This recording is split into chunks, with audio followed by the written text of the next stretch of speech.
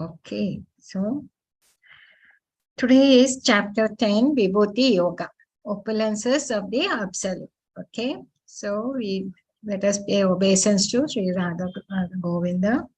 Om Ajnana Timirandasya Jnanakashalakaya Chakshulmetam Ena Tasmai Shri Gurave Namaha. Shri Chaitanya Manobishtam Stapitam Ena Bhutale Swayam Rupa Kadamayam Dadati Swapadantikam Vandeham Shri Guru Shri Yuta Kamalam Shri Guru Vaishnavscha Shri Rupam Sagarajatam Sahagana Raghunatham Vittam Tam Sajivam Sadvaitam Savadutam Parijana Sahitam Krishna Chaitanya Devam Shri Radha Krishna Padan Sahagana Lalita Shri Vishakana Vittamscha He Krishna Karuna Sindhu Dino Bandho Jagatpate Gopesha Gopika Kanta Radha Kanta Namostute Takta Kanchana Gaurangi Radhe Vrindavaneshwari Vishabhanu Sute Devi Pranamami Hare Priye Vancha Kalpaturabhyascha Kripa Sindhubhevacha Patitam Nam Pavanebhyo Vaishnavyo Namo Namaha Namo Vishnu Padaya Krishna Prastaya Bhutale Srimati Bhakti Vedanta Swamiti Namane Namaste Saraswati Devi Pracharine Nirvishesha Shunyavadi Paschatesha Tarine Jayo Shri Krishna Chaitanya Prabhu Nityananda Shri Advaita Gadadhara Shivasari Gaura Bhakta Vrinda Hare Krishna, Krishna Krishna, Hare Hare, Hare Rama, Rama Rama, Hare Hare, Hare Krishna. So let us start the recap of what we did yesterday. Yesterday was Raja Yoga. So it was a Guya. He talked about this Raja Vidya, Raja Guya. What is the most confidential knowledge? What was the most confident thing we learned? That is first, the Krishna told us that we are the soul and not the body. That's the first confidential knowledge he gave us. And then we learned from the chapter 7 to 8 that Krishna's energies and his glory. So, from where we came from the spiritual world, from the Krishna Loka, and that is the place we need to go back. So, we have been come. So, then in this chapter, it told us about how this knowledge is the best knowledge, the Uttama, okay, and it's purified because it will purify our soul by just listening to about the glories of the Lord. And then he gave us the ways to approach him. That is, Satatam Kirtayantoma. We have to all the time remember the Lord and never forget him. Then he talked about the exclusive devotion, Manmana Bhava Madbhakto. He said, just give me just Patram Pushpam Stavayam, that just a leaf or just a small water or fruit. All that he needs is just love and devotion. We have to offer him and do everything, fixing our mind on Krishna. So, mind on Krishna. So, mind is chanchala. No? It could be in 6th chapter, he said it could be your friend or it could be your enemy. That's how to control your mind. So, just fixing our mind on Krishna. That's all he asks us to do in our dovetail our activities in this life by thinking about him all the time. Okay.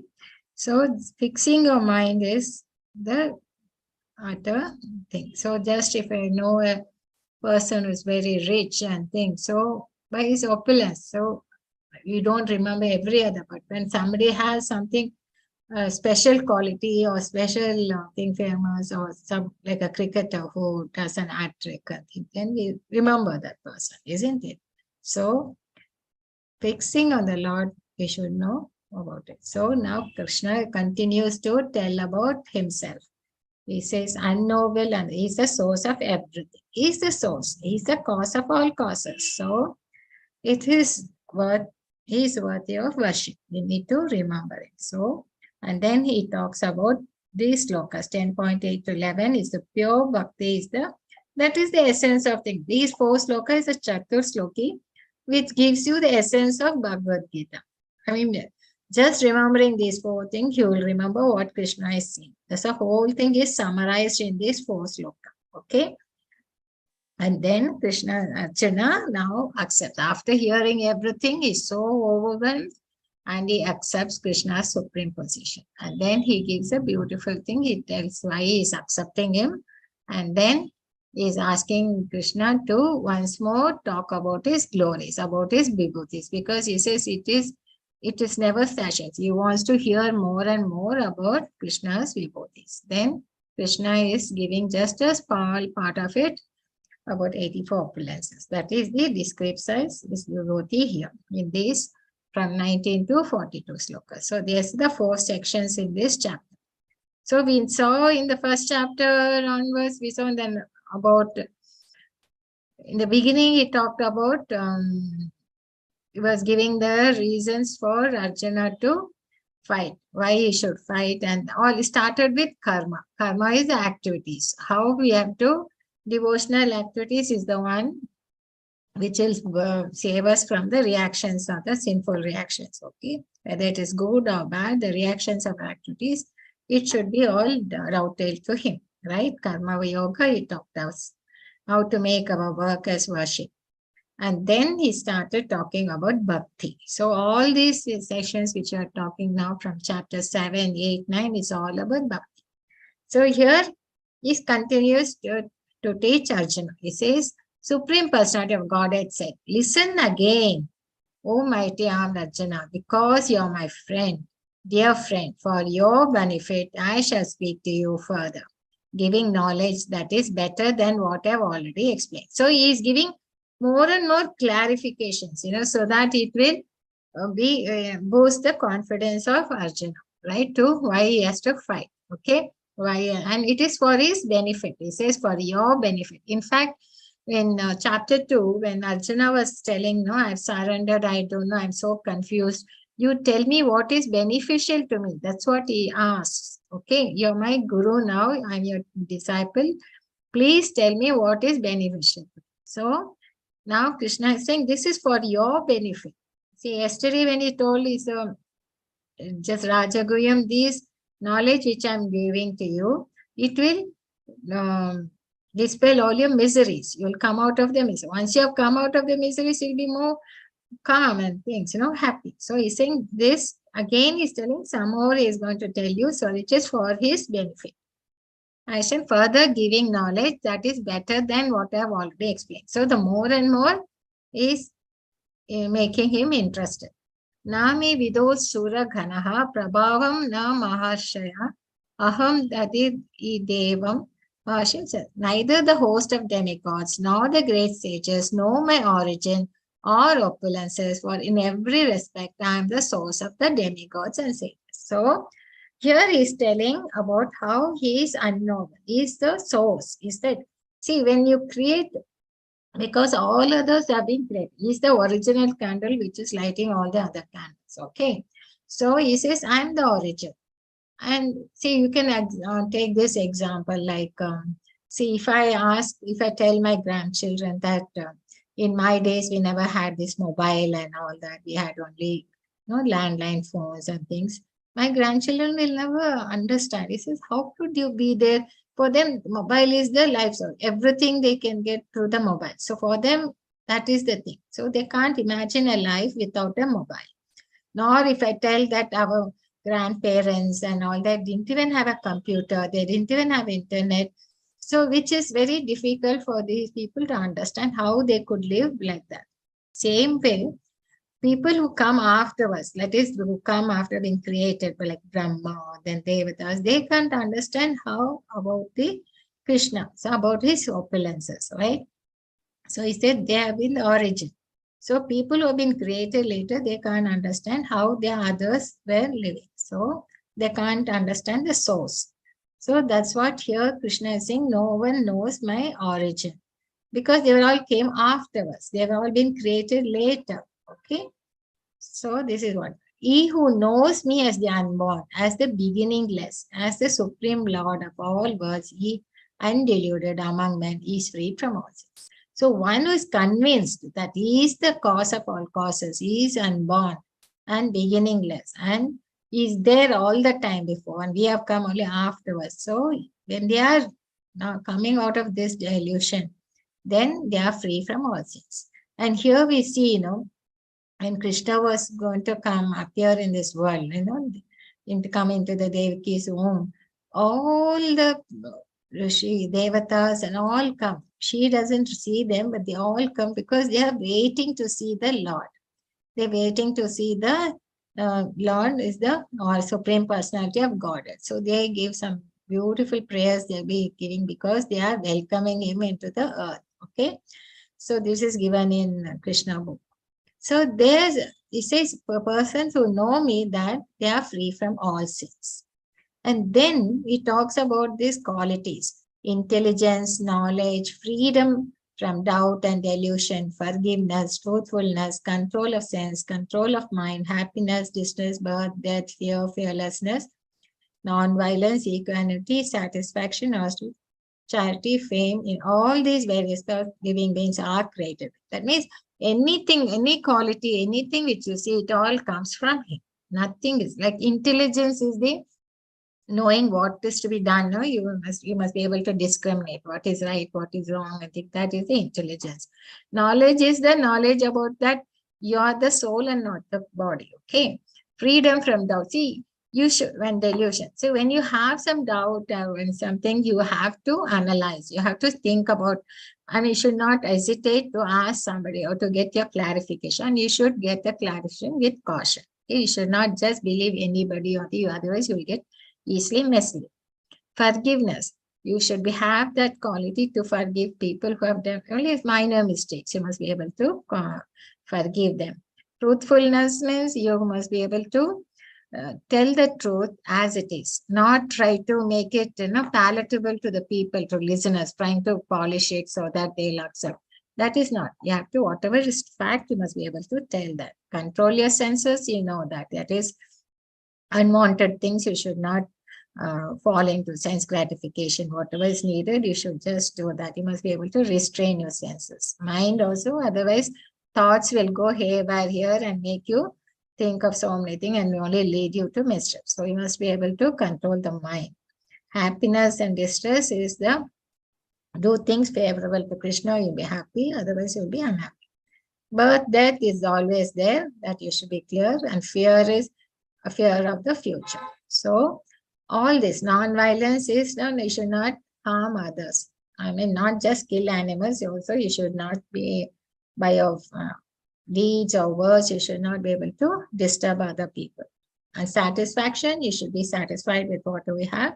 Austerity, whatever the penance we take up for the Lord, like getting up early for the Mangalati, or like Ekadashi, today's Ekadashi, doing fasting for the Lord. And those are things which we take up to be in Krishna, to progress in spiritual life. Not just fasting like for the politicians do, not like that. Charity, fame. So all these qualities we get, Krishna is coming from him. And in the purport, Prabhupada says, these qualities get cultivated. It comes to us, as we grow, advance in Krishna consciousness. Okay. And for him to specify this, it shows how important it is for our advancement in spiritual, how being in Krishna consciousness, you can cultivate these qualities. And then he continues to say, the 7 great sages and before them the 4 other great sages and the Manus come from me, born from my mind, and all the living beings populating the various planets descend from them. So he's telling that everything is originating from him. Okay, here is what when he took the Matsya avatar, he is taking this boat, with Satyavrata and all the rishis and things, everything. That is the story. So who are the sages, 7 sages and the 4 Kumaras? They are the sons of Brahma. Okay, they are the ones who think, and Kashyapya, Atri, Vashishta, Vishwamitra, Gautama, Jamadagni, Bharata. They are the 7 sages. Okay. Etam vibhum yogam cha mama yo vetti tattvataha so vikalpena yogena yujyate natra samshay. So what does Lord say? He who knows in truth this glory and power of mind, engages in unalloyed devotional service. Of this there is none. So once they understand this, once they are convinced that everything is the cause of everything, so then they will engage in unalloyed devotional, that is bhakti. Okay, without, there is no doubt about it. But if one can just chant the holy names of Lord, then what is the need of knowing the glories of Krishna? Some people will say, no, why chanting you told us to do, then why need to know? But unless we know more about him, then we will really be fixed. Our faith in the Lord will strengthen. Okay. So Gauri engages in bhakti, and that means he will be fixed in the devotional service. Okay, that is what helps us by knowing more and more about the Lord, about his glories and power. Aham sarvasya prabhavo matha sarvam pravartate iti matva bhajanti mams buddha bhava samandita. I am the source of all spiritual and material worlds. Everything emanates from me. The wise who knows this perfectly engage in my devotional service. So here, this is the starting of the one of the Chatusloki. Okay, where he says, he is the source of all. Person who knows that he is the source of all spiritual and material worlds, everything is emanated from him, then what he does? He perfectly engages in the devotional service and worships him with all their hearts. So, actually, it describes the spirituality in the three stages. Where the three stages are, the first stage is like, you have to relate to him. You have to understand your relation to him, okay? And with God and the universe, and how God is related to this. So that's what we are learning. That is a sambandh. Unless you relate to him, you cannot have a bhakti, you cannot have a service with him. You have to have that sambandha. It's like, the three stages. And then only if you know about him, if you know thing, only then you'll be able to relate. So the wise who knows this perfectly engage in my devotional service and worship me with all their hearts. And then what do they do? Madchitta madgata prana bodhyanta parasparam katyanti cha mam nityam dushyanti cha ramantita. That is, the thoughts of my pure devotees dwell in me, their lives are surrendered to me, and they derive great satisfaction and bliss, enlightening one another and conversing about me. So this is what they do throughout, okay? Like we have here Prabhupada, with this. Hare Krishna, Krishna Krishna, Hare Hare, Hare Rama, Rama Rama, Hare Hare, Hare Krishna, Krishna Krishna, Hare Hare, Hare Rama,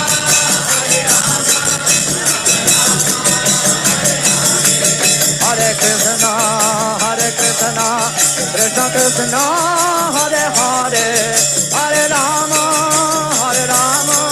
Rama Rama, Hare Hare, Hare Krishna, Krishna Krishna, Hare Hare, Hare Rama,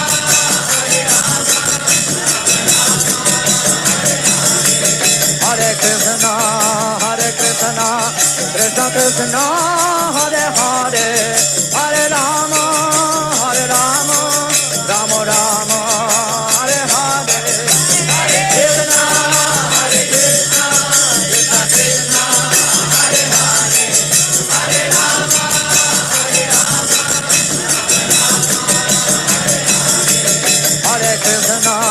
Hare Krishna, Krishna Krishna, Hare Hare, Hare Rama, Rama Rama, Hare Hare, Hare Krishna, Krishna Krishna, Hare Krishna.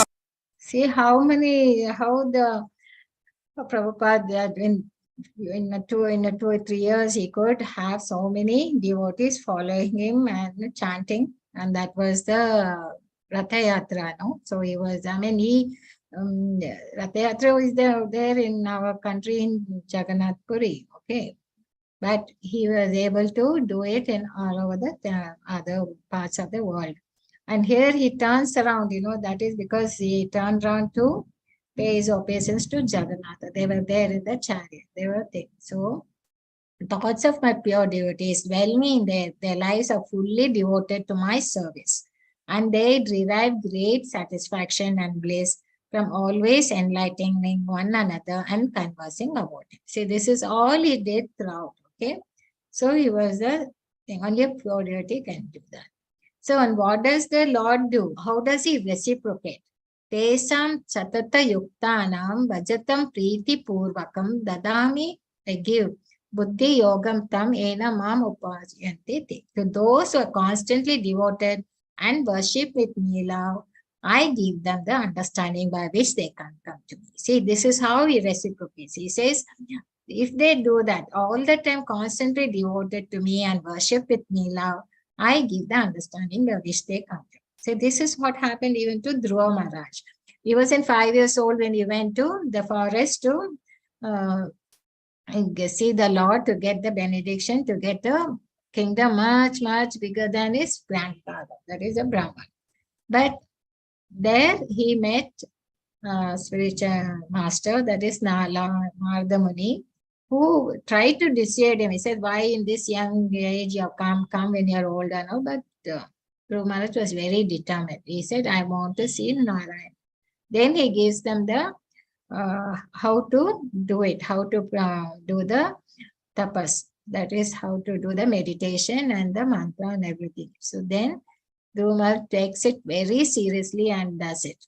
So he was so determined, to do that, and he followed the spiritual master's teachings perfect. Seeing his determination and the way he served, the way he did, the Lord Narayana gives him the benediction. That time, the Dhruva Maharaj didn't know how to pray. He just sees the Vishnu and then Lord Narayana and he's mesmerized. He doesn't know words come out of him. Then the Lord just touches him with his conch shell. Then everything comes into him, all the knowledge. Then he gives a beautiful prayer and he thinks, why the hell I came to ask him for the kingdom when I'm just getting the blessing of seeing the Lord Narayana himself. That is like diamond rather than pebbles. So the Lord gives the understanding and then to him, okay, to us, to the devotees, how to go back to him. This is the reciprocation. So what we did was Sambandha, we had the relation, and then Abhidaya, that is what did they do? They served and they constantly think of him and they talk about him and they do the chanting and the conversing, talking about the glories and things. They're always well in him. So then, how he reciprocates, what is the prayojana? We get the understanding by which they can come to me. And then, Tesam evan anukampatam aham ajnana jam tamaha nashyami atma bhavashyato jnana deepena bhashyata.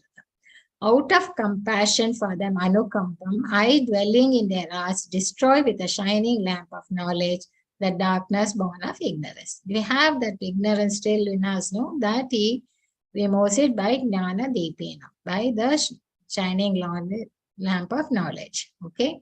This is Parikshit Maharaj, how even he has the 7 days to live, comes to know. Then Shukadev Goswami comes to the place where he is and gives them recites the Srimad Bhagavatam. So for 7 days, without taking a sip of water, food, or anything, he is all the time hearing about Bhagavatam and then lays his body.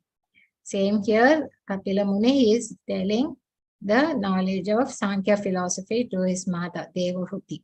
Okay, just by hearing, she gets limiting the jnana about the Depena. Then you have Uddhava, when the Lord is just leaving the earth, he gives the Uddhava Gita. It's a beautiful thing. So we see this all in Srimad Bhagavatam. Okay, so what is like a spiritual science, In science, what do? We have some hypothesis, then we do some experiments, and then we get to some conclusion, then we get the observation, right? Like that, this hypothesis, that is the sambandha. Unless we have some relation to the Lord, how do we do it? By knowing that he is everything, he is the Sarvasva. In the spiritual world and the material world, he is the Sarvasva, cause of all causes. Then what do? Abhidaya, they are all that they are knowledge in daily life, they put it into practice. They always think of him, do in devotional service to the Lord, conversing with other devotees and all that thing, being in bliss. And then how does the Lord reciprocate? He reciprocates by giving us the knowledge, understanding to go back to him. And he destroys our ignorance which are there. So this the 4 sloka is the essence of Bhagavad. This is what he tells us. Essence is only through bhakti we can go back to him, and he will be there as a Paramatma is there. The minute we know the desires, he will help us, he will give us the understanding, and the jnana destroys our ignorance. Okay. So this is the essence of Bhagavad Gita, known as this Chaturvitis 4 verses. To show them special mercy, I dwelling in their hearts, destroy with a shining lamp of knowledge the darkness born of ignorance. Okay. So hearing the whole thing, everything, then Arjuna now is fully convinced and he is satisfied with the Krishna's explanation and requests him to. Then this is the beautiful verse which Arjuna is telling. Param Brahma, Param Dhamma, Pavitram Paramam Bhavan, Purusham Sashvatam Divyam, Adi Devam Ajam Vibhu. Ahastvam Rashaya Sarve Devarishi Nardas Tata Asito Devala Vyasaha Swayam Chaiva Bravishi. What does he say? You are the Supreme Brahman, Param Brahma, the ultimate, and the Supreme Abode, Param Dhamma, and purified, Pavitram. Because anyone, the minute we get into contact with him, we get purified. Absolute truth. And the eternal Divyam, divine person. Okay, Purusha. And you're the primal God, transcendental and original, and you're the unborn, all pervading beauty. Okay, Divyam, Adi Devam Ajam Vibhu. All the great sages. So he is not only that, he is accepting it, but he also says that Narada, Asita, Devala, Irasam also say the same, proclaim this of you. So he has the evidence. He has other rishis are also saying the same thing. And now you yourself are declaring it to me. So he is not just accepting as it is, because he has heard it from other rishis also. And then he also, now Krishna himself is saying, so he says, I accept. So you are the Supreme Param Brahma, Param Dhamma, Pavitra, Puramam Bhav. So Arjuna now is satisfied by Krishna's teaching and is accepting it. You are the Supreme Ultimate Board, the purest absolute truth. You are the eternal, transcendental, original person. And all great sages as Narada, Asita, Devala and Vyasa also confirm this truth about you. Now you yourself are declaring it to me. Okay. Then, oh Krishna, I totally accept as truth all that you have told me. Neither the gods nor demons or, oh Lord, know thy personality. So he knows. He says they don't know much, but I totally accept the truth you have told me. So, he's so overwhelmed that he's just telling out what all he is feeling. This is how we have to understand. So once if we have to understand Bhagavad Gita, we have to understand, we have to come to the conclusion like Arjuna. As Arjuna, he has heard everything, has accepted and think. But if you have not come to this, then we have to repeatedly hear about Bhagavad Gita. Keep on hearing Krishna's instructions, Krishna's thing. Then, when we have to come to the same conclusion as Arjuna, then only we have understood Bhagavad Gita properly. Indeed, you alone know yourself by your own potencies. O origin of all, Lord of all beings, God of God, Supreme Person, you are the Lord of the universe. So he is telling is how he is accepting it. Please tell me now what is coming. Tell me in detail of your divine opulences by which you pervade all these words. So he's not satisfied just listening to that. He said, no, I am the one, everything, and all these qualities come here, but he is not satisfied. He wants to hear more about Lord's opulence. How is it? How should I meditate on you? In what various forms are you to be contemplated? Oh, blessed Lord. Tell me again in detail, O Janardana, of your mighty potencies and glories, for I never tire of hearing your umbrages. So he is more and more eager to know more about the Lord. So again, please this time the magic Shruti. So what is it? The blessed Lord said, yes, I will tell you of my splendid manifestations, but only of those which are prominent. If you keep on telling this, so much is inconceivable, okay? And it's not that easy to keep on. So he says, I'll only give you the prominent ones. For my opulence is limitless. It is a thing. I am the super soul, Arjuna, seated in the hearts of all living entities. I am the beginning, the middle, and the end of all beings. Okay. Of the Adityas, I am Vishnu. Of lights, I am the radiant sun. Of the Marutis, I am the Maharishi. Among the stars, I am the moon. Okay. He's just giving the essence. He's not telling that he is the sun, is the moon. That sun is the light, everything. So how we should understand this? By thinking that he is the like a rich person. Now, how will we know a person is rich? By his bungalow, by his wealth he has and all that, right? So by that, we just think. So this is the mode of understanding Krishna. When Krishna says that he is the sun among the luminaries, it means that sun is the chief of all luminaries, and this represents the supreme personality of Godhead. Even the sun also gets his power from the Lord, but is the chief of all the luminaries. So we think it represents the supreme personality of God. Okay. So this is how he is explaining in the different vibhutis. Of all the Rudras, I am Lord Shiva. Of the Yakshas and Rakshasas, I am the Lord of wealth, Kuvera. Of the Vasus, I am Agni, fire. And of mountains, I am Meru. So anything which is big, which is which is beautiful, which is the thing, it represents the Lord. I am the chief of Brahaspati. Of generals, I am Kartikeya. And of bodies of water, I am the ocean. Okay. And of great sages, I am Bhrigu. Of vibrations, I am the transcendental Om. Of sacrifices, I am the chanting of the japas. So he says, by chanting, that's why we recommend for this Kali Yuga is chanting of holy name. Okay, japa meditation. He says, I am of sacrifice, I am this. And of immovable things, I am the Himalayas. Okay. And of all trees, I am the banyan tree. And of the sages among demigods, I am Narada. Because he has been empowered by the Lord to give devotional service. Of the Gandharvas and Chitraratha, among perfect beings, I am the sage Kapila Muni. Okay. Of among the things, I am the cows, I am the Surabhi. Of causes for procreation, I am Kandarpa. I am the god of love, and of serpents, I am Vasuki. Of the many hooded Nagas, I am Ananta. And among the aquatics, I am the demigod Varuna. Of departed ancestors, I am Aryama. And among the dispensers of love, I am Yama, the lord of death. Okay. Among the Daitya demons, I am the devoted Prahlad. Among subduers, the minute you think of them as the first person we come into mind is Prahlad and his devotional service to the Lord. And I'm the time, I'm the Kalosmi. Among beasts, I'm the lion. Among birds, I'm Garuda. Okay. Of all creations, I'm the beginning and also middle. Of all sciences, I'm the spiritual science of the self. Among logicians, I'm the conclusive truth. I'm all devouring death.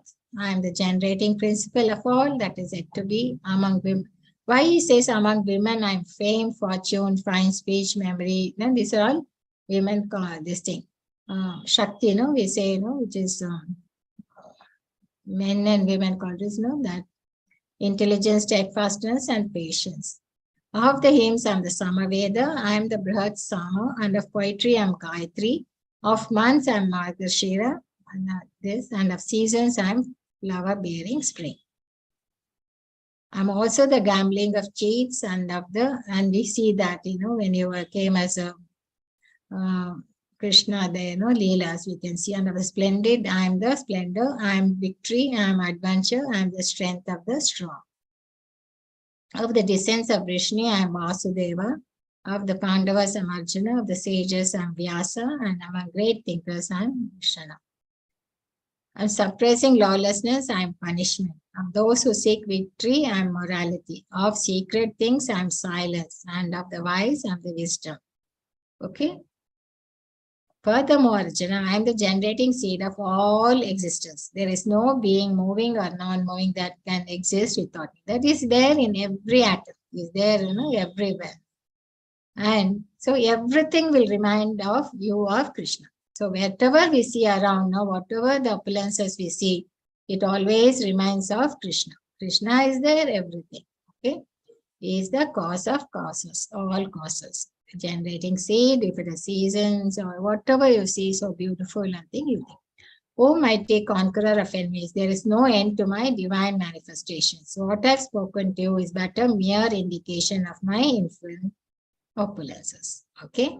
So he talked on this picture. You see all that what we talked, no?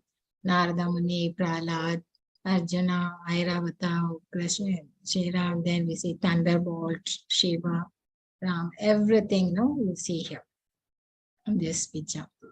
Then, furthermore, Arjuna, I am the generating seed of all. There's no being moving or moving that can exist without me. There is no end to my divine mysteries. What I've spoken to is but a mere indication of my infinite purpose. So what is the benefit of knowing all that? So can anyone, it's like, it's such a bold statement. He says, what else is just a mere, only Krishna can tell that. Nobody else can say that I am this, I am that, right? Only he can make a statement like this. Know that all opulent, beautiful and glorious creations spring from but a spark of my splendor. So just a spark, it is, you get, you know everything, glorious, whatever is opulent or beautiful in this creation, it springs from my spark of my splendor. But what need is there, Arjuna, for all this detailed knowledge? With a single fragment of myself, I pervade and support this entire universe. So he is there in everywhere, pervades everywhere, like the sunshine, it pervades everywhere. It's there inside and outside and everything. He is there in spiritual world as well as material. Athva bahuna naitena kim natena tavajana vistavayam idam krishnam ekam sena stito jagat. Just a single fragment of myself, I pervade and he support this entire. He is supporting the whole thing. He's creating, maintaining, and annihilation. So what we learned, he is the unknowable and source of all. Then pure bhakti, he gave us the essence of Bhagavad Gita. That is the Chatusloki, Matchittamatkatlana. Arjuna accepts Krishna's position. Now he surrenders completely. He knows now he says you are the Supreme Personality of Godhead, Param Dhamma, Param Thing, Pavitram. And now he wants to hear more. So Lord Krishna describes his purpose. So we saw this chatu, how Krishna summarizes opulence and how devotees relate to him and how Krishna relates to his devotees. So we saw this in this Chatusloki, isn't it? 10.8 to 10.11. So it's a spiritual science, okay? It's a source, everything, it's a sense of Gita, and we see him everywhere. It's like a science, you do the thing, you get the hypothesis, you do the experiment, and you get the conclusions. Just by, he gives us the reciprocation. So there's a nice commentary by Vishwanatha Thakura. He says, once one understands who Krishna is, okay, once you understand who Krishna is, then one can surrender to the Lord. But when one surrenders to the shelter of the all-powerful, all-knowing, all-bliss granting super personality of Godhead, then what happens? Then you will feel secure. There's no fear of future or anything because you're surrendered to the shelter of the Supreme Personality of Godhead. And once one can feel secure, what happens? He feels peaceful. That's all he does. Okay, so this is what we learned in this chapter. Okay. Pancha kalpatrabhyascha kripa sindhyaveva cha patitam nam pavnebho vaishnavo namo namah. Hare Krishna, what is the question? Ultimate Supreme, who can see this?